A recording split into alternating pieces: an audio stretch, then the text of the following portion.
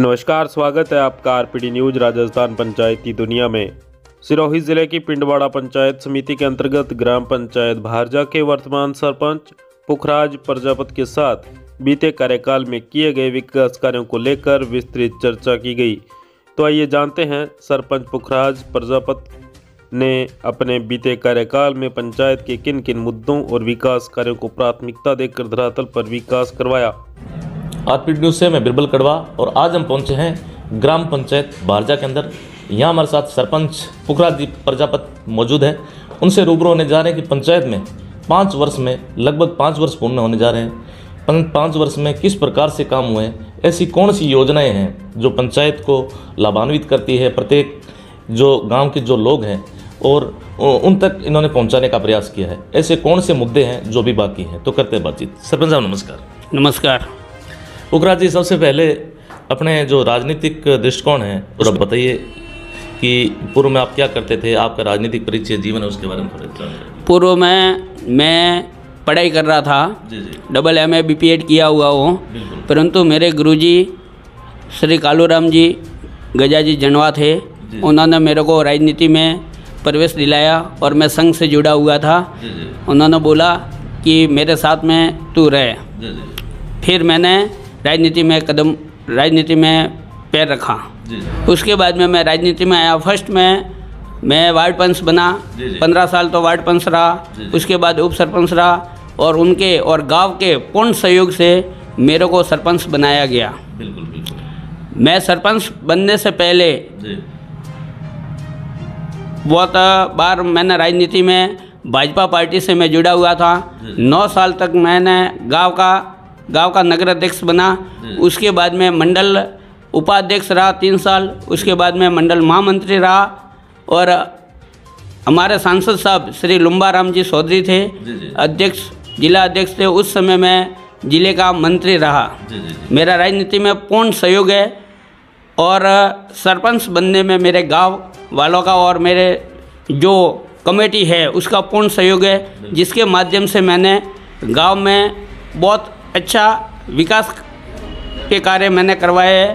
पहले हमारे इस गांव में पानी की बहुत समस्या थी। मैंने देखा कि पानी की समस्या को कैसे सुलझाया जावे। जो ट्यूबवेल से पानी आ रहा था वो 8 किलोमीटर दूरी पर था। फिर मैंने CO साहब हमारे थे, उनसे संपर्क किया, MLA साहब से किया। मैं कि सर, अपना गांव में करीबन 7-8 हज़ार की आबादी है, परंतु पानी की बहुत समस्या है। तो फिर मैंने सुकली नदी के पास में एक कुआं खुदवाया, पानी की पाइपलाइन लाई और उसके बाद में मैंने देखा कि जो ट्यूबवेल वाला पानी आ रहा है वो बार बार लाइनें बस्ट होती है।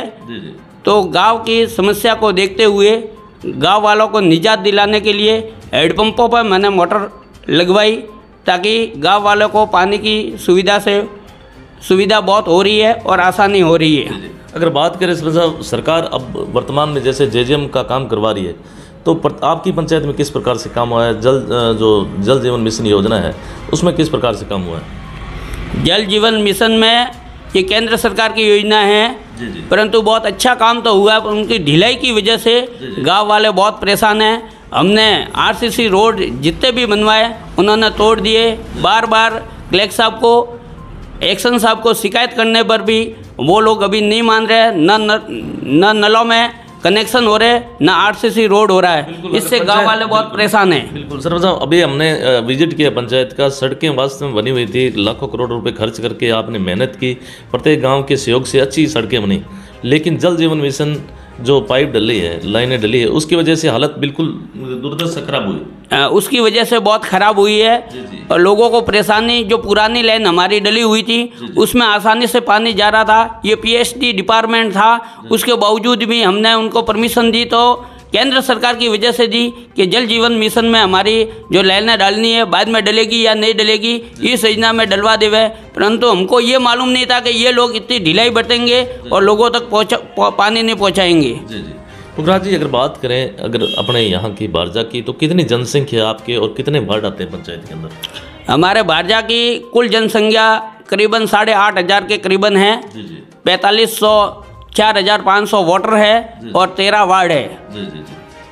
तो यहाँ जैसे लोग हैं किस प्रकार से अपन का जो भरण पोषण किस प्रकार से करते हैं, बिजनेस पे ज़्यादा करते हैं या खेती पे डिपेंडेड लोग हैं? अधिकतर 70% तो हमारे खेती पर निर्भर है और अधिकतर लोग गांव में बहुत उद्योग या बड़ा उद्योग न होने की वजह से पास में बॉम्बे है, अहमदाबाद है, सूरत है, वहाँ लोग नौकरी करते हैं, उससे पैसा कमाते हैं। और हमारी गवर्नमेंट ने या पहले की गवर्नमेंट ने जो नरेगा योजना चालू की है उससे अधिकतर लोग नरेगा योजना में जाते हैं।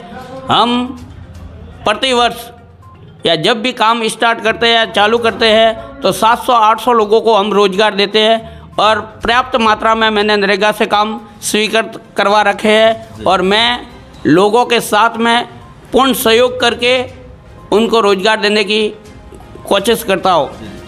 केंद्र सरकार की इम्पोर्टेंट योजना है बिल्कुल महानरेगा योजना, जिसके अंतर्गत ग्राम पंचायत के अंदर विकास कार्य भी होते हैं। अगर बात करें भारजा की तो महानरेगा की अगर बात करें किस प्रकार के विकास कार्य में? महानरेगा में 2006-07 में बहुत पक्के काम निकल रहे थे, तो बाढ़ बचाव के भी मैंने काम सुरक्षा दीवार के माध्यम से करवाए, रपटे भी बनाई। जहाँ आदिवासी बेल्ट है, एसटी बेल्ट है, वहाँ पे ग्रेवल सड़कें भी बनवा दी, रपटे भी सीमेंटेड बनवा दी और अभी भी मैंने 3-4 काम पक्के सैंक्शन करवाए हैं नरेगा में। जी जी।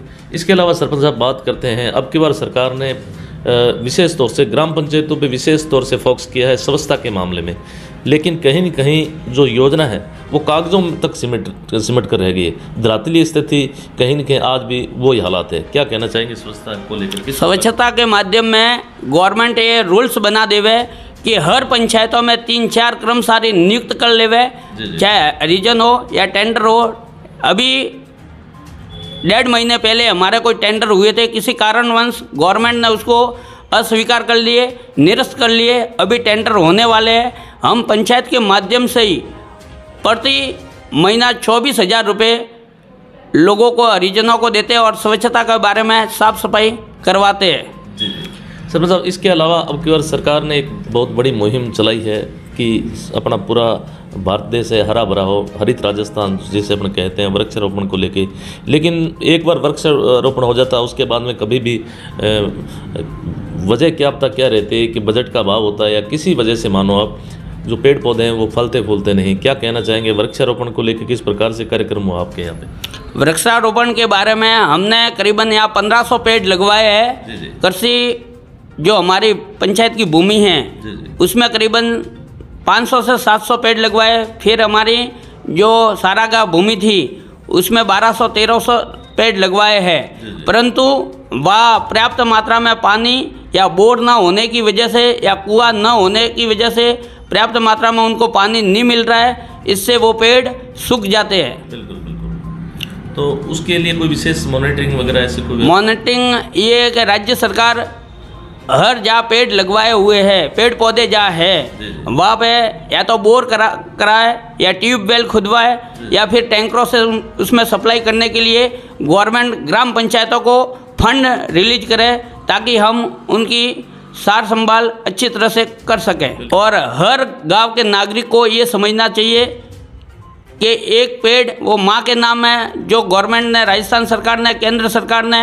एक मुहिम चलाई थी कि एक पेड़ माँ के नाम है। जितने पेड़ लगवाए हैं गांव वालों को भी देखना चाहिए कि वास्तव में उसकी सुरक्षा और हिफाजत करना अपना भी दायित्व है। इसके अलावा सरपंच बात करें, आज के समय में सबसे बड़ा जो अहम आवश्यकता है एजुकेशन की है, शिक्षा का जो स्तर है उसकी है। क्या कहना चाहेंगे अपने यहाँ एजुकेशन की व्यवस्था किस प्रकार की है? हमारे यहाँ एजुकेशन की व्यवस्था बहुत अच्छी है। हमारे यहाँ सीनियर सेकेंडरी स्कूल है, विद्यालय, राज्य के बालिका महाविद्यालय भी है, विद्यालय है, उच्च बालिका विद्यालय भी है, 12वीं तक है, और प्राइमरी स्कूल भी है।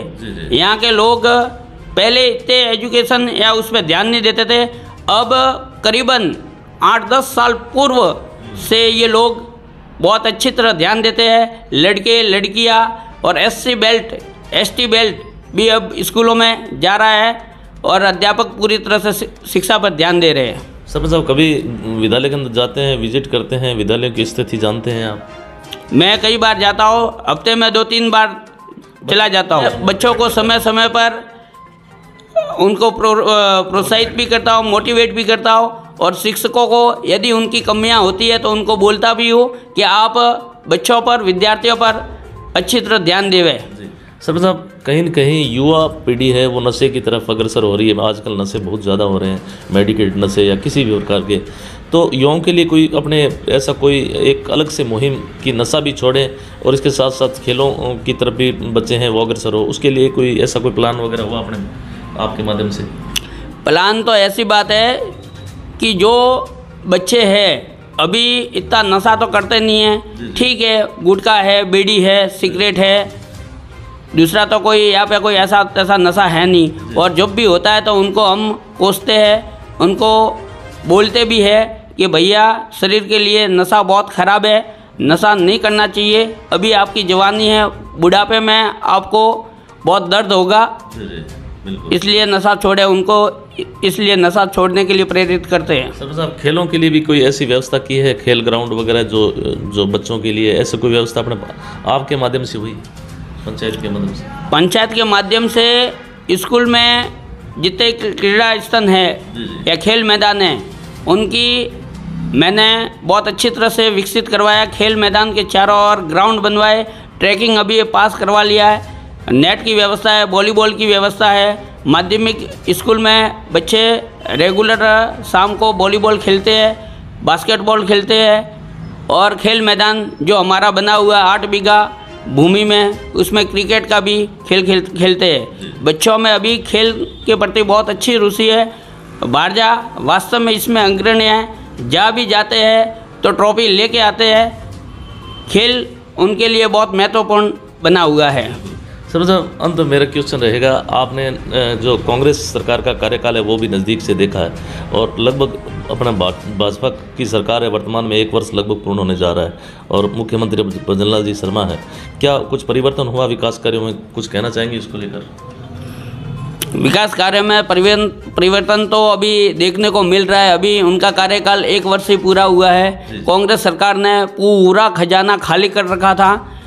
जितने भी गवर्नमेंट की या कोई भी ऐसे लोग लुभावना जो योजना थी, उन्होंने जितना बजट गवर्नमेंट का था उन्होंने बांट दिया। जल जीवन मिशन का जो केंद्र सरकार ने पैसा भेजा था वो भी उन्होंने बांट दिया लोगों में।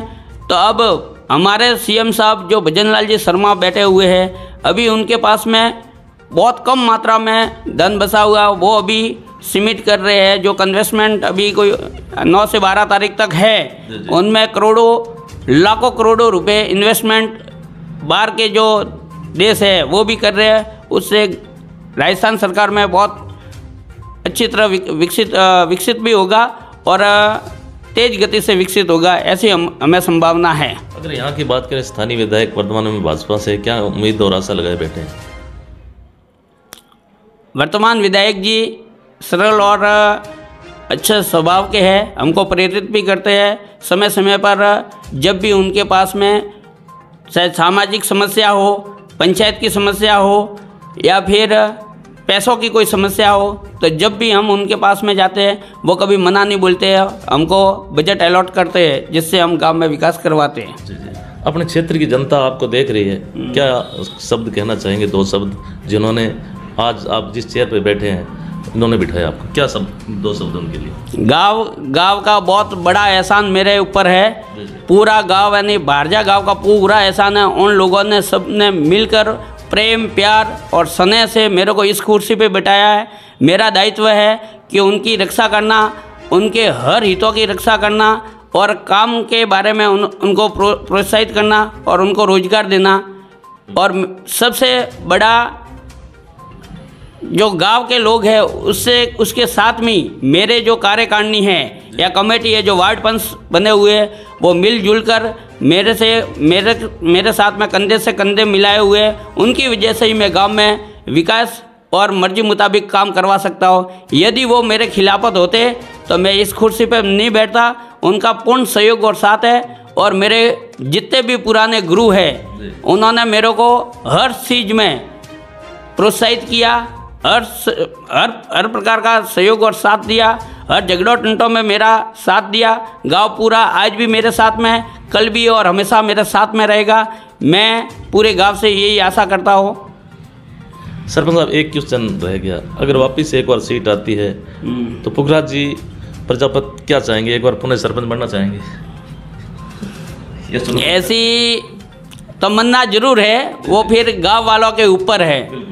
सीट कौन सी आवे, जनरल आवे, ओबीसी आवे, एससी एसटी आवे, जो अपने कायदे और जो नियमानुसार जो सीट आती है देखेंगे।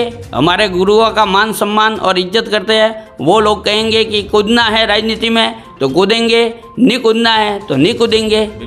सरपंच साहब, इस इंटरव्यू के दौरान अब आपने अपने गुरु का बखान कम से कम 10 बार से भी ज़्यादा उनका नाम लिया, और गुरु बिना ज्ञान नहीं। तो यह थी हमारी खास मुलाकात ग्राम पंचायत भारजा के जो सरपंच है पुखराज जी प्रजापत। साथियों, कमेंट करके बताना कि ये जो इंटरव्यू है आपको कैसा लगा, और विशेष तौर से भारजा ग्राम पंचायत के जितने भी युवा साथी है वो कमेंट करके बताना कि विकास कार्य किस प्रकार से चल रहे हैं। धन्यवाद सरपंच साहब, समय दिए उसके लिए बहुत बहुत धन्यवाद। धन्यवाद।